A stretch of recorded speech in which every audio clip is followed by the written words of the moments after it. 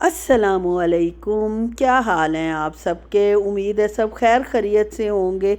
अल्लाह ताला हमेशा हम सब को अपने हिफ्ज़ व अमान में रखे, आमीन सुमा आमीन। ये जनाब पिछली वीडियोस चल रही हैं टीवी पर और बच्चियां इंजॉय कर रही हैं और डांस कर रही है, छोटी बच्ची ख़ास तौर पे।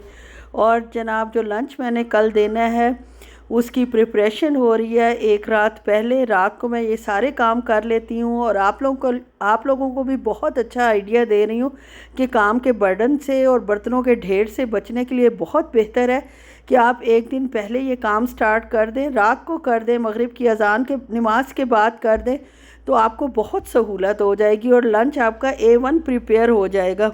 अगर हम उसी दिन जल्दी में तैयारी करते हैं तो ज़ाहिर है इतना टाइम होता नहीं, आपने 2 बजे लंच सर्व करना होता है, तो अफरा तफरी में चीज़ की वो मेयार नहीं बनता जो आप एक दिन पहले बना लेते हैं। पहले मैंने एक मीठा बनाया था कॉफ़ी डिलाइट, जिसकी रेसिपी शेयर कर दी थी।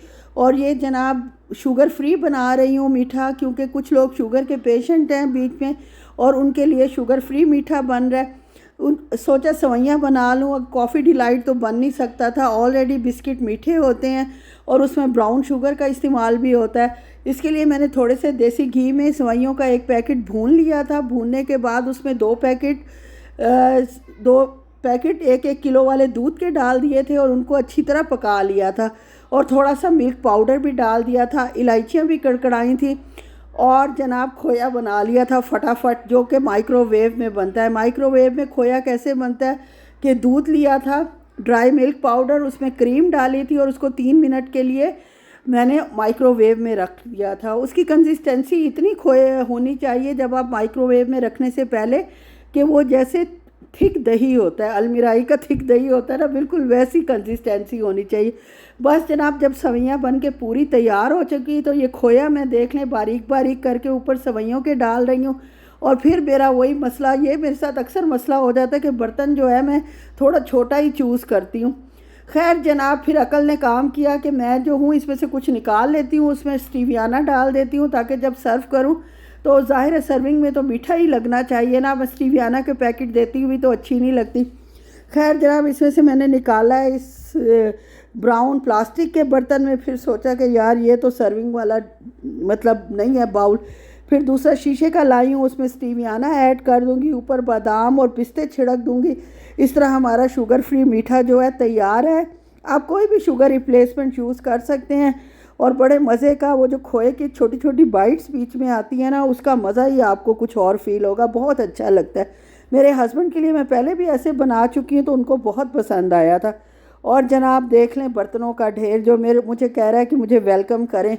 इतने बर्तनों को यार कोई बंदा भी वेलकम कर सकता है और वो भी खुशी से लेकिन जाहिर है करना पड़ता है। बाज़ लोगों को खुशी से भी, बाज़ बर्तनों को खुशी से भी वेलकम करना पड़ता है कि और कोई आपके पास चारा नहीं होता। मेरी जो दोनों बच्चियां हैं वो सफाई में मशगूल थी, सारी कबर्ड्स वगैरह जो उनको माँ की सही नहीं लग रही थी, बड़ी बेटी उनको सही कर रही थी और छोटी उसकी हेल्प कर रही थी। उसने उसको भी साथ मिला लिया था कि मिलकर दोनों काम कर लेते हैं, जल्दी हो जाएगा। और जनाब आपको पता है साथ एक बंदे को बच्चों को भी संभालना पड़ता है। अब एक दिन जो मैं चिकन लेती हूँ वो भी फ्रोज़न होता है। एक दिन पहले सुबह से मैंने निकाल के इसको रखा हुआ था, ये डीफ्रॉस्ट हो गया था और मगरिब की नमाज़ पढ़कर मैं आ गई थी कि इसको काट लूँ। एक चिकन का मैंने बनाना था, ये 1000 ग्राम का था, जिसका मैं अचार चिकन बनाऊँगी और 2 जो चिकन हैं उनके मैं स्टीम रोस्ट करूँगी, उनके 8-8 हिस्से कर लूँगी। और जनाब आपको पता है इसमें भी काफ़ी टाइम लग जाता है, चिकन काटने में भी। मेरे हस्बैंड तो कहते हैं कटा कटाया ले लो, लेकिन मुझे वो कटा हुआ, क्योंकि जो बंदा खुद काम करता हो उसको वो चीज़ पसंद नहीं आती जो बाज़ार से कटी कटाई मिल जाए। पिछली दफ़ा मैंने लूलू से कटवाया है तो यार उन्होंने इतना बारीक और छोटे छोटे पीसेस कर दिए थे और लेग्स को वैसे ही छोड़ दिया था। तो इसलिए मैंने जो है ख़ुद फैसला किया कि मैं ख़ुद ही सारा चिकन काटूंगी। लगता तो थोड़ा सा टाइम है लेकिन अपने हिसाब से बंदा बिल्कुल सही काट लेता है। और उनके फिर 8-8 हिस्से कर लूँगी ताकि जो है वो मेरा दोनों चिकन के ताकि मैं इनको स्टीम रोस्ट के लिए तैयार कर सकूं। और स्टीम रोस्ट भी मैं रात को कर लूँगी और जो उसके फ्राई करना है, उसको कलर देना है, वो अगले दिन सुबह इंशाल्लाह जो है वो दिया जाएगा। और ये कट चुके हैं, 16 पीसीस हो चुके हैं, 8। और ये जो मैं अब कटा हुआ चिकन है इसको मैं बंद करके थैली को रख दूँगी फ्रिज के अंदर और जब बनाना होगा तो बना लूँगी। और चूल्हा मेरा इस कदर गंदा हो चुका था, कल रात को वैसे मैंने साफ़ भी नहीं किया था और आज तो बहुत ही गंदा लग रहा था। तो अब जनाब उसकी सफाई सुथराई हो रही है। और मेरी नवासी साहिबा, मैंने आपको पहले कहा है कि जो बड़ी नवासी है वो तो हमेशा मेरे साथ साथ ही रहती है, तो वो भी सीख रही है कि कैसे नानो काम करती है। और मैं भी बड़ी होके ऐसे ही काम करूँगी इंशाल्लाह। और साथ जॉब भी, और पढ़े लिखेगी, जॉब भी करेगी, अब सिर्फ यही काम थोड़ी करती रहेगी जो इसकी नानो कर रही हैं। और जनाब काम करना खैर बुरी बात भी नहीं, पूरी दुनिया में लोग खुद ही काम करते हैं, चाइना हो, जापान हो, वहाँ तो नर्सरी के बच्चे तक अपना खुद काम करते हैं। ये कल्चर सिर्फ इंडिया और पाकिस्तान में ही है कि हम बच्चों के उल्टे सीधे नाज नखरे उठाते रहते हैं और कोई काम उनको नहीं करने देते, बल्कि मासियाँ रखी होती हैं और जनाब कोई नैनीज़ रखी होती हैं जो बच्चों को संभालती हैं, करती हैं। सऊदी अरब में भी खैर यही रिवाज है, जो रिच लोग हैं उन्होंने नैनीज़ रखी हुई होती हैं, जो बच्चा ऊ चू भी करे तो उसको जनाब गले से लगाती हैं। लेकिन जो मगरबी ममालिक हैं और बाकी जो मुल्क हैं उनमें तो, वेस्टर्न कंट्रीज़ में तो बच्चे जनाब अपना ख़ुद काम करते हैं। जापान हो गया, चाइना हो गया, जिनकी रील्स मैं देखती हूँ, छोटे छोटे बच्चे अपना बटन भी खुद टांक लेते हैं, अंदाज़ा ये करे। और हम ज़रा सा बच्चा सुई को भी हाथ लगा दे तो हमें परेशानी शुरू हो जाती है कि खुदा ना खास्ता उसको लग ना जाए।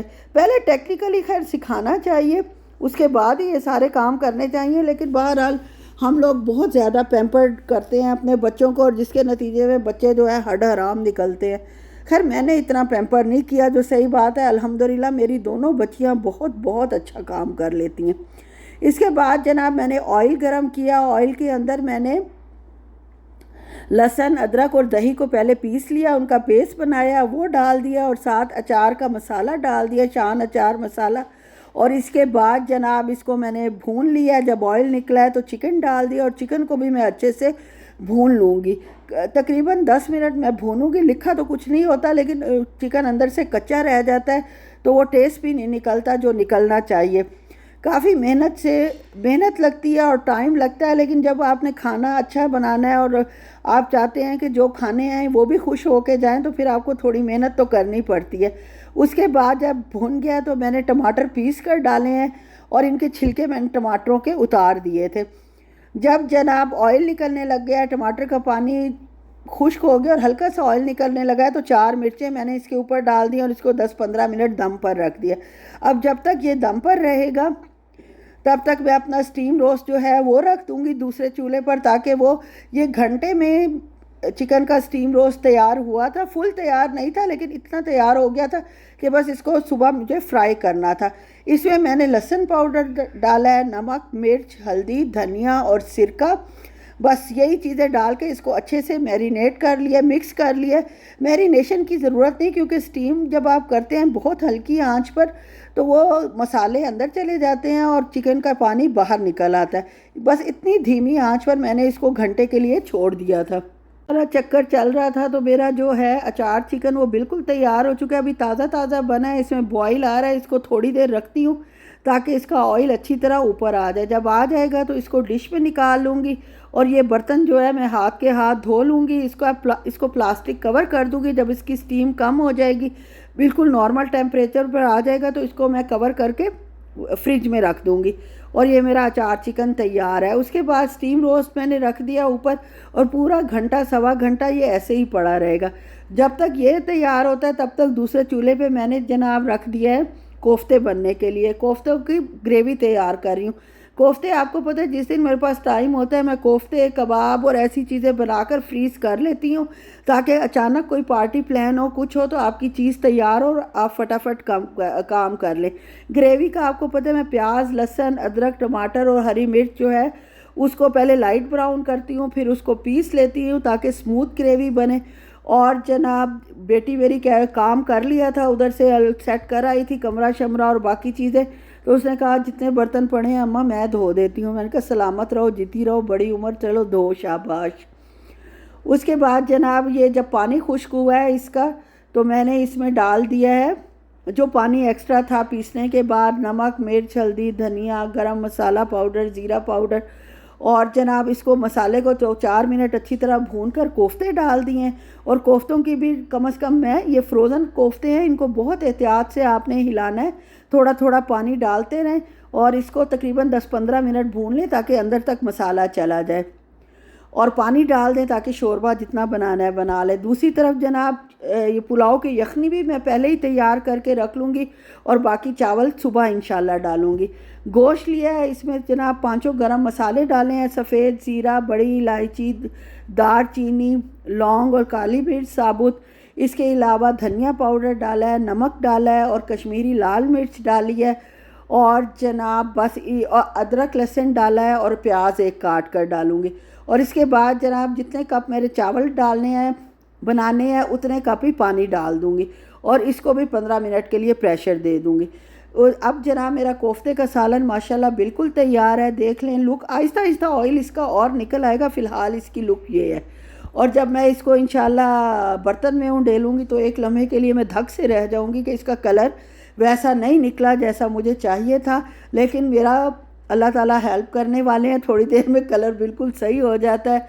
और इधर जनाब 1.25 घंटे बाद स्टीम रोस्ट भी मेरा तैयार हो चुका है फ्राइंग के लिए, तो इसको मैं भी निकाल कर एक डोंगे में डाल लूँगी और इसको रख दूँगी फ्रिज के अंदर। ओके जी, यहीं तक था मेरा